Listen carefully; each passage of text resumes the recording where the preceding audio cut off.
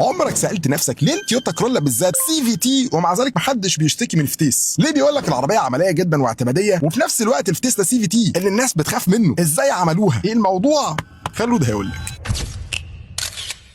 الفتيس السي في تي كنت شرحته قبل كده بالديتيلز، هتلاقيه عندي في البيج، لكن باختصار هو فتيس جميل وناعم وبيدي لك عدد لا نهائي من النقلات. هو يعني مش ساحر والله، هو بس الترس بيكبر ويصغر. بيكبر ويصغر ازاي يا خلود؟ لا بص، انت تروح عندي على البيج هتتبسط قوي. بس دايما عندنا مشكله كبيره جدا في الفتيس السي في تي، انه بيتزحلق زي ما بقول لك كده. الفتيس عباره عن سير بيلف ما بين شكلين مخروطيين، وهذا السير مفيش فيه سنون، فانت لو تعافيت عليه شويه ممكن يتزحلق منك. ودي مشكله كبيره جدا بتواجهنا بالذات لما نكون محتاجين تورك عالي، عزم دوران كبير. تقول لي يا خلود طب احنا امتى بقى بنحتاج هذا العزم الدوران التركي الكبير ده؟ ده يا سيدي بنحتاجه في السرعات القليله وفي الغيارات القليله، واسبيشالي على الغيار الاول. عشان كده كل العربيات السي في تي تقريبا بتبقى طلعتها بطه بلدي، هو بتطلع من السكون ما بتطلع لا اي عربيه لا ده مانيوال هتعديك. الكورولا بقى قالت لك لا احنا عندنا مشكله كبيره كده، والمشكله دي بتاثر من عمر الفتيس. قام عملوا كومبو، قال لك احنا الغيار الاول بس هنعمل له ترس مخصوص بيه. الترس ده مسؤول انه يحرك العربيه طول ما انت ماشي بسرعات قليله او على الغيار الاول، ومجرد ما تمسك سرعه يا صديقي، هم قالوا لك يا صديقي احنا ساعتها بقى هنروح على الفتيس السي في تي العدد اللانهائي من التروس، ونقعد بقى نلعب في الغيارات براحتنا ونكبر الترس ونصغره. والحركه دي ساعدت كمان ان هم يقللوا زاويه